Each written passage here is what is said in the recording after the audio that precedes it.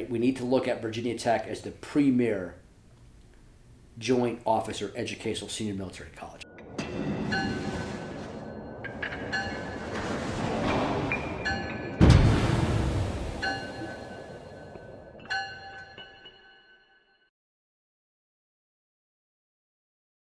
Good afternoon, 4th Battalion, and welcome to the Crucible Call, where we are forging the future of online entertainment.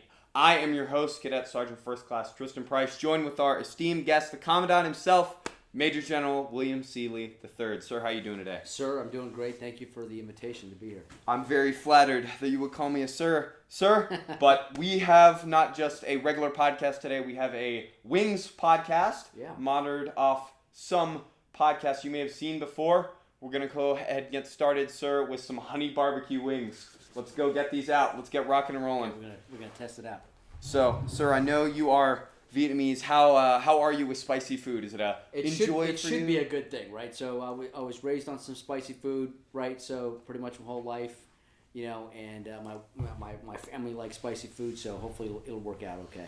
Okay, well, let's see how that is. Sir, first up, we have honey barbecue. All right. Let's go on, see how this is. Gotta be careful here, not to close. All good. Go ahead, you have one, sir? All right. Very tasty, right? It's not spicy, thankfully. So I'll start with a question. So how are academics going for you? I am a junior, so I've gotten through most of the difficult classes that are really kill people, like the maths, the chemistries, the physics, and now I'm pretty much rocking and rolling with my major, hoping to graduate with around a 3.8, 3.9 by the end of my time here. Excellent. That is excellent. Leading the way for the core average. Thank you, sir. Right? Thank you, sir. Let's start off with our first question, sir. This is topical. You just came in as the Commandant. This is what you're doing right now in your current role. How do you, as a leader, foster a culture of buy-in and of commitment in your organization? And how do you encourage people to care and to go above and beyond for the team that you have and for the mission that you're trying to achieve? Sure. I think I'll kind of lean in with what I'll talk about is, I think it goes with any organization, right? Not just this particular one, but I think for any leader, going into a new organization, as they hit the ground running, so to speak, is that you have to be, you the leader have to be committed to the organization.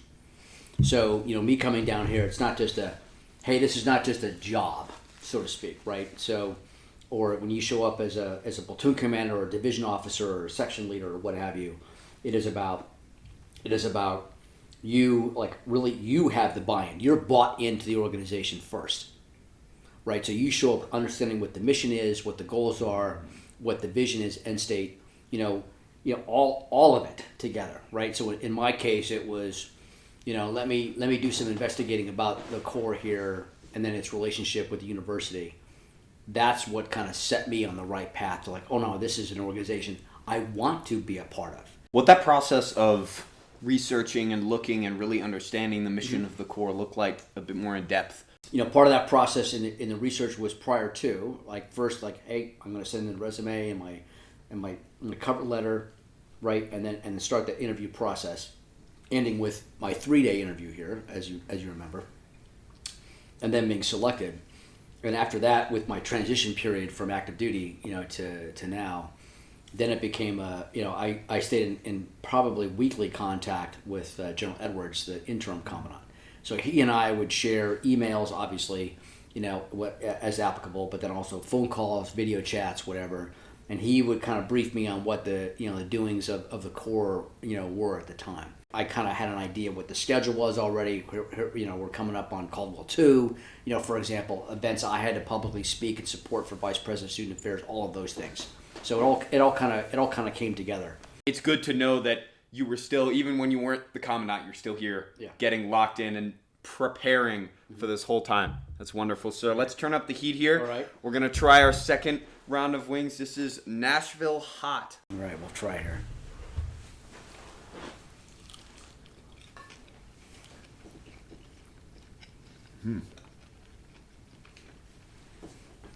A little more spice, but it's good, right? It's familiar. Yeah, that's a good way to say it, right? It's got a familiar spice to it. It's like a tomato-y kind of flavor. It's good. I'm assuming you don't eat wings a lot, sir, but if you had to pick one flavor, your favorite. You know, they're all good, right? So I had a good couple of friends who would make, they swore by their own recipes, right? Kind of thing to like, you got to come over and try them and all that kind of stuff. And one of my bosses was from Buffalo, so he had his own secret recipe. Oh wow! So, yeah, he was all about it. That's so he would spend sir. the whole day, baking the wings and getting them all set. So he was very, very proud of him. He had a good recipe too. So it's all wonderful, sir. Okay, let's talk about a different recipe here. Sure. The recipe for morale. How do you ensure that the morale of a unit remains positive and that people actually want to be here while also dishing out the standard, upholding discipline, and making sure that people are doing what they need to do? That's good. I think for any leader, going into it is that like high morale and high standards are not opposites. They're reinforcing. They reinforce each other,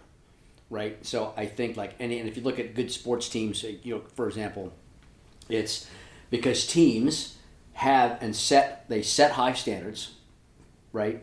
And then they maintain them, right? And that leads to the better morale because they just become better teams, right? So they're not exclusive of each other. They're actually reinforcing, right? And I think that's what's key. And if you go back and look at all good teams, it is because they have set a high standard, and that standard also by setting and then achieving that standard builds confidence, right? So, can you say, well, maybe the standard's too high? But if but I don't hear teams say, "Oh, that's just we're never going to get there," right?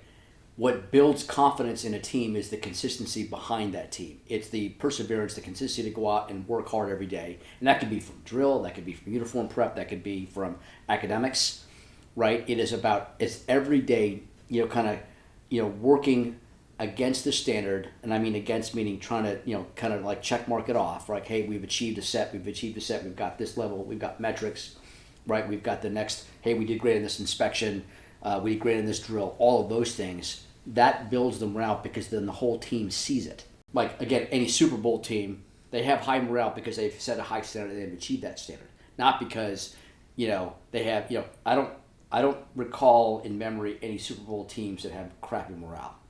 Right, it doesn't work, right? Because they're all pulling and supporting each other, and that comes from confidence. That comes from confidence in achieving whatever that standard may be set, and that standard can change, right? As a commander, as a leader, you're gonna, hey, here's our expectations now, and our goal is 6 months from now we're gonna be X, right? But I'm working slowly towards it, and we're, hey, we're starting with a 5-mile ruck march, then we're gonna move up to 7, we're gonna go to, to 9, to 12, to 15, okay, and then we're gonna do a 20-mile march under a certain period of time.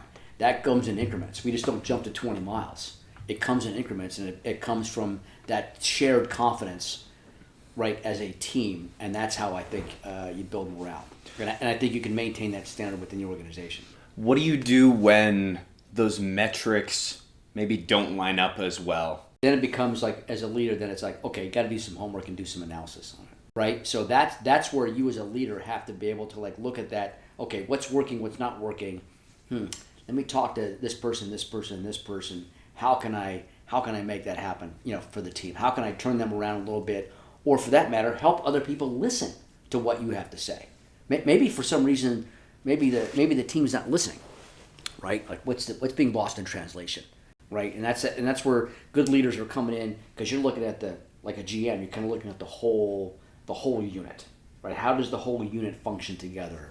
Not 3 individual squads or 3 different fire teams, right? It's about how one thing, and for my role, it's about how does the whole corps function as one, right? Yes, it's 4 battalions, each with its unique personalities, and traditions, all good, right? But there's one level where it's one corps, and it comes with that experience that you have before, too, even at the smallest cadet. Fire team leader, squad leader, you're there, and you can be that coach and that mentor that knows where it was and can guide people forward. Absolutely. I'd like to touch on what you just said about the Corps one corps, one mission with those distinct parts in it.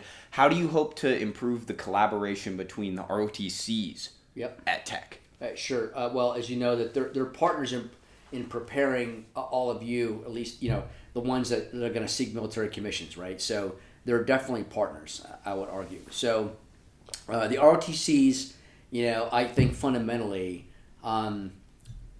they're training you, right, for the most part, for those roles and missions and your initial jobs as lieutenants, ensigns, right, kind of thing. And the Corps fits in with, we're educating you how to be leaders, right? I mean, if anything, the Corps takes its leadership roles and responsibilities, and training very seriously. And that's commendable, right? And that combined with what the ROTCs do on what they are prescribing, okay, and what they're mandated to do in terms of like its courses of instruction, its leaders, and how you will function with respectively with all the services, that's where we need to be. So we have a great relationship, I think, between the ROTCs and the Corps headquarters. If anything, what I'm trying to do and continue to do is to make sure that we are speaking with one schedule, right? And that's sometimes difficult, I realize. One of the ROTCs may be doing something this weekend. We've got something going on this weekend. We're going to have to deconflict right away, and that's a good lesson. Because it brings all the different elements together that you're going to have to do as senior leaders as well. It's about coordinating and understanding everybody's lanes, right? Now people are like, hey, you're in my lane. You can't tell me what to do. We're not telling you what to do. But I have to understand what you're doing at the same time and space, so I can deconflict what I'm doing in my time and space. That is constant. And you'll find that staff coordination is a constant thing. It can never go away. What do you do when those missions of the Corps don't necessarily match up as well with what the ROTCs need to focus on? I think joint acculturation is a term called joint acculturation is a real thing, right? Acculturation meaning you learn about somebody else's and understand somebody else's culture, right? And so when you it's easy to say, well, I'm a Navy ROTC or Army or what have you, or Space Force for that matter, right? I don't need to know anybody else's. On the contrary, like the days of unique single service military operations are over. Like that will not happen again. I may have been on one of the last ones in 1998. When the Navy on my expeditionary unit MU 11th MU, we evacuated 200 and some odd citizens out of Eritrea, and we got lucky in the sense that we were the only we were right off the coast when there was a border skirmish between Ethiopia and Eritrea, and the Ethiopians bombed the Asmara International Airport. So the Americans had no way to get out. So we flew in, a C-130 and some teams, and we were able to secure the airfield, and we were able to fly the Americans out. That's a single service, I'd say, Marine Corps Navy operation, but it was supported by Air Force, operational intelligence assets overhead. Kind of giving us overwatch, right? So I could say that we got the Expeditionary Medal for that, but really it was kind of like almost a joint operation in and itself. Like we cannot do operations single service anymore, and by you understanding as a potential Space Force officer, hear me out, was going through platoon TAC, right? So now you're in a command post someplace, working national assets. In support of a ground operation, like you have a vision now and an understanding, okay, of your probably maybe some of your fellow cadets, former cadets and teammates that are on the ground conducting an operation, and now you're providing overwatch by coordinating. Maybe it's space-based comms, space-based intelligence, and what have you, okay, or maybe you're working, anti-satellite warfare actions against an enemy satellite, right? That are actually being, that they were operationalized to try to kind of, counter his ground mission. And so you have a greater shared understanding of what the total joint force is going to do. That's key. And I think in a lot of places that doesn't happen very often. All of you, especially at the senior military colleges with all of the ROTCs, get a very unique look, at that. And the fact that we integrate, I think, at the cadet level, okay, will pay dividends, because you'll great, congratulations, we all graduate, everybody's going to move on, and you're going to run across like, oh, I know this guy, and you're going to show up at some joint headquarters someday, and you're going to have an instant rapport, with your fellow cadet / different ROTC member, right? And understanding what they do, and you're going to build upon those relationships that you established here because you had this thing called joint acculturation and understanding. That's exactly right, sir. I saw that a lot during the trainings that I went to this summer. Sure. A lot of the benefits of the joint training that we had here were really clear, especially because normal RTCs don't get that. Correct. They don't get any of that. All right, let's take our third Another one? bite into here, sir. This is something blast from your past. Original Buffalo. Original. Okay. Good.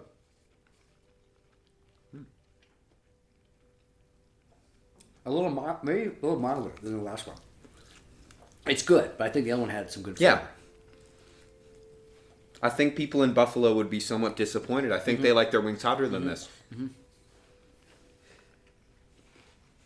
Maybe it comes in later. Mm-hmm. Okay.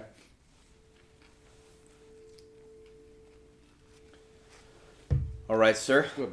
Got a funnier question for you. People Okay. always see you, sir, especially at formations around filming, Yes. putting it on social media. Yep. Since taking command at Tech, what is one unexpected lesson about that youth culture, that mindset that people that are the next generation of leaders have today that you didn't anticipate and that's already changed how you're leading and how you're interacting with us? Okay. So on a serious note, the social media stuff because it's fun, right? I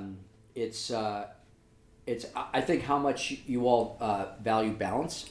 I like the fact that that all of you have a sense of also service, at least here, right? At least that's what I'm getting from Virginia Tech and the Corps of Cadets. Hey, there's that kick. It's coming in now, right? I was about to say that, sir. The kick's coming in now. It's all coming. Good. It's good. It's that your generation, your cadet corps wants to serve, and you place a premium on that. It was your class that came up with the idea to go to Giles County to help after the hurricane, right? That wasn't necessarily, caught, and made up by the leadership, from what I understand. General Edwards briefed me that no, it was all of you that came up with that idea. That's inspiring, to be quite honest, right? So that the fact that, should it be a surprise? I would like to think that everybody thinks that way, right? But there are pockets, I'd say, out there with respect to different generations that that's all about me, kind of thing, right? And what I'm getting is, no, it's really all about you. Because you do that, because you have an emphasis on serve, you have an emphasis on balance, right? Is that you've also set the fact that your peers, your cadets, they respond to that, right? So the ideas that are coming out of you and, for example, from all classes, right? Like they're responding and moving forward and meeting that kind of the challenge, the greater challenge to make things better, right? That's commendable. I think that's good. That is what inspires me. That's all you. Keeping with the Corps, what are some goals that you have for the class of 29, the newest freshman class, but also the biggest in quite some time? What are some goals you have for them? The goal obviously is continued success, right? So, being a large class coming in, and can they stay a large class and not succumb to attrition for a variety of reasons, right? So I focus for them, and actually this goes to the rest of the Corps. I think it's about the fit to lead. I talked about prepared to lead, trusted to serve. Yeah, but what gets us there, right? So it's a fit to lead philosophy. Talking about again being morally ready, mentally ready, physically, spiritually, ethically, academically, right? All of those components, going all the way across the line. That's how you're going to be. I think truly prepared. Okay, that you have been given this incredible authority, this incredible responsibility. Right, this weight on your shoulder. Are you ready? Yes, I'm prepared. I can do that, right? Because for those seeking the commission and going to get the commission, I'm going to think and I kind of alluded to this during one of the core, one of the core labs, is what other job, so to speak, that we can come up with that where America is going to give you its sons and daughters and you're going to be in charge of them. That's an incredible thing, right? So again. A 1.3 million joint force that's out there right now, and you're going to be part of it. and you're going to show up to, in my case, like, I showed up to my first platoon with 65 Marines. So here I am, 22 years old, 65 Marines. Hey, sir, you're in charge. Like, what's the deal? Kind of thing. You've got to be ready, right? You have got, to the best of your ability, right? And that's an incredible weight from everything that they do and don't do. Okay, their failures and their successes, right? It's all on you as the platoon commander. 65 people, holy Toledo, right? Because they enlisted, right? So they are contracting themselves to the U.S. government, in this case the U.S. Marine Corps, and now you're in charge, right? You have to take care of them to make sure that they are treated with dignity and respect and well led, right? That you're going to do your best to make the right decisions, right, for them, okay, as they kind of carry on their duties in whatever capacity that may be, peacetime and wartime. That's an incredible responsibility, and not easy, and not for everybody either, and not for everybody. And that's why I would argue that for the class of 29, and actually for all of you too, right? It's not just them. It's 28, right? 27, 26, right? It is about your leadership journey across 4 years that's going to make you, that you are truly prepared to lead and then trusted, to be able to serve. How do you make sure that as a leader you maintain that dignity and that respect for your people when at times they may have to sacrifice so much? That's when you shift your mindset to like they matter, right? It's not me. I'm not going home on the weekends kind of thing, right? It's the small things that go a long way with duties, right? So, hey, it's the watches on Christmas Eve, New Year's Day, whatever, all the key holidays, and like they don't get to, they're not going home because they're stuck on duty. You have to be aware of that, and you got to be able to roll around, hopefully, and like, hey, how's it going? And you go check on them. Like that's what you got to do, right? General Mattis talks about he would take the duties himself when he was a younger officer. Like he covered down, right? Hey, I'm a leader. I'll take care of the duty, kind of thing. It's those types of things that you can step up and step into, right? This kind of like the role of like, hey, I got your back, right? I can support you, and that comes around from what kind of alluded to a little bit before, but didn't really kind of say, and that's really emphasizing the team trust, right? That's the standard, right? That's the high morale, right? And that's built upon trust. You're building that trust all the time, and that trust has to be earned every day. So, hey, it's great today. Come to work tomorrow, right? There's no guarantees you start at zero again, right? New situation, new days, new people, new events. Here we go, boom, and you kind of keep rolling forward. That's tough, and that takes a toll. But leaders, right? That's what you're built for. That's what you're doing. That's what the Corps is doing for you now, I think, right? It's building you, right? It's building this foundation that you're going to be ready to take those challenges and be able to like, yeah, hey, I got this. Hey, Jones, you go home, you can take care of this or whatever, right? Or it's when I'm out in in Fallujah and it's Christmas Day and I've got Marines that are out in the field. Guess what? Hey, Chaplain, we're going out. What do you mean? Yeah, hey, get your stuff. We're going to load up and we're going to go out and see our Marines on Christmas Day. But I'm not going to stay home, back in the command post and whatever. No, I'm going to go out and see my Marines. And I'm going to bring them, hot wets, right, and whatever I got in boxes of chocolate or wherever we got from the mail, the care packages, right, to go see them out in the field. That every little thing like that is incredibly important because it reinforces the team and builds trust.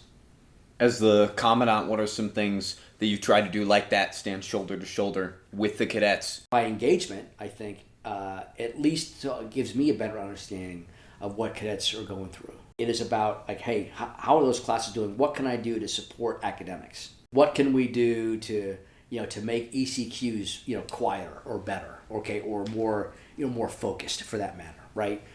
It's how can we and I'm still trying to work out how can we make even like the Heidi Tidies, like is there a place where they can practice, where they can get better efficiency out of their practices, for example, or if companies are going to do PT, or platoons are going to do PT, let's get them to use full art field now. You just can't use the sleds because you can't ruin the grass, right? But it's all of those types of things. Hey, what can I do to help them? I like going around talking to the cadets in the dormitories because that's where, hey, how are living conditions going on? I go around and do my own kind of surveys like, all right, that faucet's broken, this shelf is broken. I'll come back and I'll hit my staff up like, hey, this shower's broken. There's mold in this particular bathroom. In this head on this floor in this dormitory. We got to get that fixed. All of those things, right? That's what leaders. That's what I got to do. I got to see what can I do to make your life better. That's what I think a lot of leaders are supposed to do. How do I make it better for you, right? To do your job, and your job is to be a student. Your job is to be a student and be a leader in the Corps of Cadets. If you're pissed off because you're like, hey, I got to study, but I can't get my laundry done because all the laundry machines are broken. That's taking away time from what your duty and your responsibilities are supposed to do. My job is to make sure that, hey, then what do I have to do to get those laundry machines, the washer and dryers fixed, right? Because you're wasting time waiting on a machine. Kind of look at that philosophy when you get to your regular when you get to your regular duties, as commissioned officers. Where are those efficiencies lost, right? And I think leaders have to be able to lean into it. And that's why I kind of roam around and check things to see how what the pulse is, how's it going, making sure all the classes are taken care of, and then focus on what can I do, what can the office of the Commandant do for the Corps. We're going to go with our last, but definitely not least, batch of wings, sir. This is the hottest that Buffalo Wild Wings has to offer. All right, we're gonna check this is the Blazing Wings. Blazing? Okay. Let's see what we can get. Good. Got a little kick. It's coming in. It is coming in. Mm-hmm. It's a little faster than the last set. It was good. I like it. I expected to have more heat and more terror at these. I don't know, but they're just good wings, I guess. They're good. So we'll see what the kick is later on. We will indeed, sir. I'm lucky I don't have my white shirt on because I think I could have like fingerprints all over it. Yes. No, that'll be kind of rough, sir. All right. Let's start off. Think back to your time as a Marine officer. Yep. During your career, was there any situations with a subordinate, be it enlisted or even a subordinate officer, that you look back on now and you really think, man, I wish I would have handled that differently. I wish I would have said something different and done something different in that moment? I think in my case, made some decisions and then realized that they were wrong. Now a good leader will also acknowledge you know what, maybe that wasn't so smart of me. So the ability to come back soon thereafter and say, hey, look, I made a snap decision. Okay, we're gonna let me kind of pull back from that and then move forward, right, with an adjustment. And that's okay to do. You can fall flat on your face, but as long as you're moving forward, at least you're moving forward, right? And you get back up and you learn what was that mistake? Hey, so my lesson was, hey, take that time to adjust to whatever that situation is, right? No one needs to be hot-headed. No one needs to be, you can be emotional, but just think about keeping your emotions in check, okay? And then moving forward with whatever decision you're going to make. That's going to happen to everybody, right? And even seniors, right? Even seniors at the general officer level, it happens. There's a snap decision, right? Information is exchanged, words are said, and it's well, that's not true, or this is true, or whatever, and then you just kind of let it, and then once things settle, calmer heads prevail, then you move forward. Going off of that, sir, how, for a lack of a better term, how do you apologize to your subordinates and even to your peers that you might have wronged? How do you communicate to them, hey, I made a bad decision, I made a bad take, but we're going to move forward? Again, all situations are different, and the classic answer was, well, it depends, right? But you can freely say, I effed up on that one. You just got to be, you're going to have to adjust and kind of feel that out, right? I think in some cases, some people need to understand if you have good leaders and have built upon a good foundation of trust with your subordinates, they'll understand. Oh yeah, he's being transparent, okay, and then you can also reflect as a team. Hey, did I get all the information that you had? Did I ask you the right questions, right? So that it really does build upon trust. It builds upon reps and sets, right? It gets also into consistency and persistence on on the standard, i.e. now when I'm going to talk disciplinary issues, it's about, okay, what's the standard, right? And how to, and is it very black and white, or is there an element of gray in there, right? And what you as a leader have to be careful of is the double standard. Well, you did it for this person, but you didn't do it for this person. You have to be cognizant of that, especially when it comes to dealing with leadership and discipline. About like, okay, what's been the mark? If the rules say X, Y, and Z, okay, we have to do A and B, okay, right? Is there any room for gray area? Is there room for clemency, leniency, right, kind of thing? Or can I suspend certain things or what have you? Okay, with the intent of not to punish the person, yes, for the infraction, okay, but also at the same time, like, how does the person learn, right? How does the person learn from that mistake, falling flat on their face? But they're moving forward, they're getting back up and moving forward. That's ultimately what you want to do. Think of specific, maybe mentors, authority figures, people you've looked up in throughout your life in the military that you've thought, man, they're just the top. Those are the best people that I really admire. What are some qualities that they had that you admire them for? Patience. They had a lot of patience, right? And and that's at various levels, from a tactical patience, from a tactical, in this field situation. Okay, but then also on a personal leadership perspective, which gets back to, do they have all the facts? I remember having an NJP, I had to conduct an NJP actually against some officers when I was a colonel, right? These were officers that had conducted an infraction. I won't get into the details, but I did not make the decision then. I took the facts, I had their statements, I had the NJP, they gave me, their version of what happened. Got it. Right, and then slept on it, the next day, and then I issued my my findings, and I found them not guilty. And at first glance, you can say, oh yeah, these guys totally guilty, kind of thing. But it's like, no, I have to be able to go back and review and look and think, okay, and understand what their situation in this particular case, what it was, what was said to them, what was not said to them, instructions, all that kind of good stuff, right? And then then I found them not guilty. It's the team that wins the Super Bowl.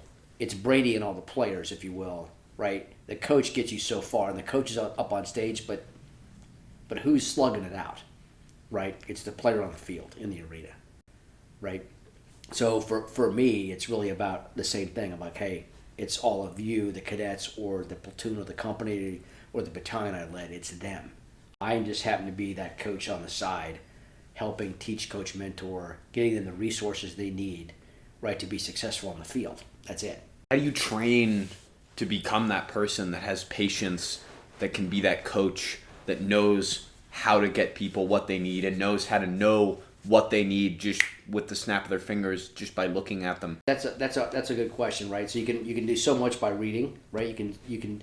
I'm a big people watcher, right? In terms of like, hey, again, finding leaders, seeing leaders, both good and bad. So over time, what's going to happen is you're going to work, you're developing your own leadership portfolio like right now, right, from your peers, and you're building this portfolio of like, that's good, or that's, I wouldn't do that. And when you get your MOS qualifications, certifications, you can have captains and majors up there instructing, and you're going to see how they present themselves and how they conduct their form of leadership with the organization, and then you're going to get to your respective divisions and sections and all that kind of good stuff.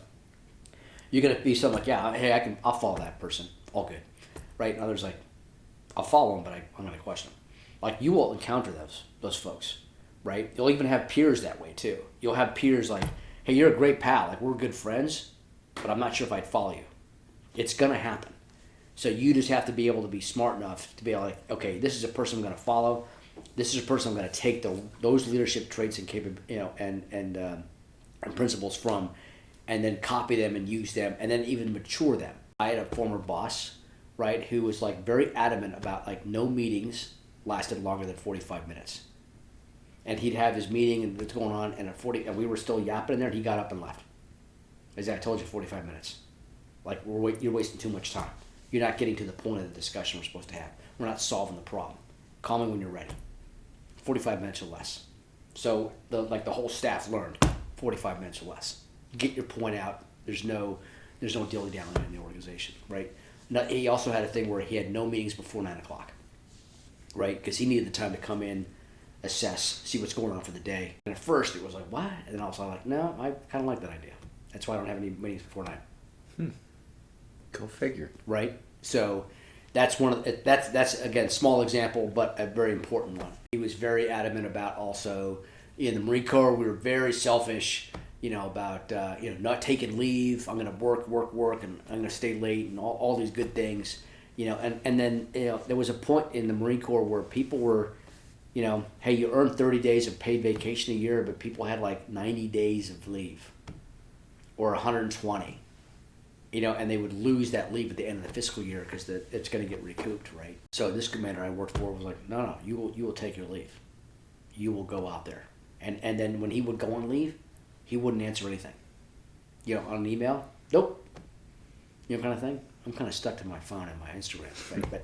But you're going to learn your style, right? You have to learn that, and you're kind of learning it now, and it will mature, and you'll continue to mature and refine it as you move on in your career and whatever that. I mean, that would be the military. You get out and you go into corporate business or what have you, or run your own business. You'll have that leadership style that you'll always be refining. That takes a lot of courage to say no in that way. Absolutely, it does. Set up that boundary and set it up. That is a big thing about saying no, because we're trained to always say yes. Hey, I can do that, right? I can't. Drop the T. I can, right? We are trained. It's ingrained in what we do, and you got to be able to say, I need some time to reset, right? You need some time to reset, and that goes for also a senior to look at a junior and say, hey, you're kicking ass. Taking names, I love you for it, dude. You need to go home early today. But no, seriously, you've done great things this last 2 weeks. I appreciate your help. I need you to go home, relax, go spend some time with mama, kind of thing, right? See your wife and kids or whatever, your family. That's important. You have to be able to recognize that also. You need that time to emotionally, and mentally, maybe even spiritually, like reset, and then boom, move forward. That is going to wrap up all the time we got, sir, but I want to give you one chance. Any last comments or anything that you want to say now before we head off? Let's hear it. What do you have for us? Hey, this institution, this Corps is an incredible institution. Okay, and I kind of alluded to at the very beginning of this, let me tell you the story about my final day of the interview. So, if you didn't know, I came down for a 3-day interview, roughly 2 years ago, what have you, and it started on a Wednesday, and then it ended on a Friday afternoon. So, and as soon as I pulled in the parking lot, got changed, got ready for my first, it was a dinner, and I sat down with the provost and one of the vice presidents, and it was as soon as food, sat down, food and drink, the whole thing, right away, so what do you want to be here? It wasn't a casual dinner conversation. It was it started. It's the 3 days started. So it was questions through dinner, and then the next day, it was a breakfast panel, right? Another panel, a lunch panel, right? It was an afternoon panel here, on Thursday. So I came and did I think it was 90 minutes or 2 hours, right next door. And I had another dinner with then Commandant Fullhart. He was still here at the time. So I, had dinner with him, and then took a walk around campus, right, and then went back, and then the next morning breakfast panel, and then lunch panel, and my final outbrief with the provost. So it's over finally, right? So I, thank the provost for a great, great intense, but I think rewarding, 3-day interview. And so I, go back to the car and check out of the inn, right? And I'm like, before I go home, I want to go back down to the campus. So I kind of came back from the inn, right, parked, and then I just got out. Now I'm in civilian clothes, and no one knows who I am, right? And I just kind of walked around. And that's when the whole idea and the feeling of this is home came over me. It was like, I belong here. I want this job now. I really want this job because I wanted to be part of you. Right, and what you're doing and your leadership development, right? Because I think that I had something I could offer, and that could be a little or a lot depending on where you fall in the leadership spectrum, but that I felt that I could contribute, and then that idea of who wouldn't want to be a part of a team like yours, right? You'd be a fool not to want to be a part of the team, So that's what really kind of set it for me, you know. And like, okay, I got it. I was very, very excited, you know, the next week or so when they made the phone call. And, you know, it was great. It was a good feeling. Yeah, I didn't even. They're like, hey, you know, we're going to make the job offer. We'd like you to be the commandant. I'm like, yes. The only funny story to that was, you know, when I told my wife that we're moving to Blacksburg, she's like, there's no Costco there, you know. But it was all good. That was her first concern? Yeah, that's all good. But if that's the only concern, it's great. Like we love it here, so it's a great place. Sir, thank you sincerely for being here today with us. For all the people watching at home, we hope you enjoyed this with Major General Seeley. Again, sir, thank you so much again. I have one more thing. One more thing. So I brought it in here. So at my last that last command, we were told, like, you know, my grad students at my last university, we told all our students that, hey, just get a journal, right? And here's mine, and this is my journal here. It's I call it the Gray Book, and it has quotes and thoughts, you know, kind of things that I picked up along the way. And I'll just read one. Just open up right here. It says, don't wait for the perfect moment, create it. Don't back away, own it. Or problems will own you. These are just things that I just kind of picked up in talking to people, right? And I haven't filled it up yet. I've got other books that I've filled up. Wow. Right? A tie is the first obstacle, right, to free thinking. That's interesting, right? I wrote down the colonel who wrote that. You don't grow apart without a wedge. There's an interesting one. Don't tell people have a great day. Tell people make it a great day. That's pretty good. There's another one that I like. This is one of my favorites from one of the former Marine Corps commandants who told me, you know, I wrote it down, like, there are no such thing as bad units, only bad leaders. And that's, and as I kind of, I thought about that and applied it, like, ooh, when you look at a unit and what it's going through, and then when you see something in the defense related times, Navy times, Marine Corps, whatever, and a unit leader gets relieved, then you're like, okay, that's the unit, and like, yeah, the leader's got to go. I encourage you to develop a journal like that. It only has, you know, there's no other notes in there. It's only leadership, you know, things I've picked up. You can go a long way with it, you know, kind of thing. And then you can refine your own thoughts, you know, about maybe you're working on a mission statement, working on a vision, you know, kind of thing. I've got, like, you can see I've got arrows in here. Pre-combat checks, pre-combat inspections, clean weapons, right? Leadership must uphold standards, conduct, uniforms, hair, performance. Never issue an order that you can't enforce. In combat, you don't rise to the level of your aspirations. You sink to the level of your training, right? I think hear that a lot here, right? You can have many messengers, but there should only be one message. I wrote some stuff about here about me. This was me trying to look at when I was writing about here, right? We need to look at Virginia Tech as the premier joint officer educational senior military college. I was trying to come up with, you know, phrases or words or sentences I can talk to you about eventually. And I wrote, there it is, joy acculturation starts here. Like, there it is. Stretch your mind, learn to collaborate and accelerate change. Build trust, build relationships. You know, and when you get out to the fleet, like, these are questions you can ask yourself. You write these things down. When you talk to your, you know, guardians or soldiers or sailors or whatever, you know, what inspired you to join? Why are you still here? Do you inspire others? Okay. Do you motivate others? What motivates you? All that stuff is in here. Maybe I should probably write them down in a book or something. You know, Compile it. That's beautiful, sir. Yeah. But I encourage everybody to kind of start their own little journal. Thank you so much for sharing that with us, sir. Anytime. Thank you so much. Everyone, I've been your host, Cadet Tristan Price. This has been our esteemed guest, Commandant Major General Seeley. Thank you so much, sir. It's great to be here, sir. Thank you. Have a great day, everyone. Hoorah.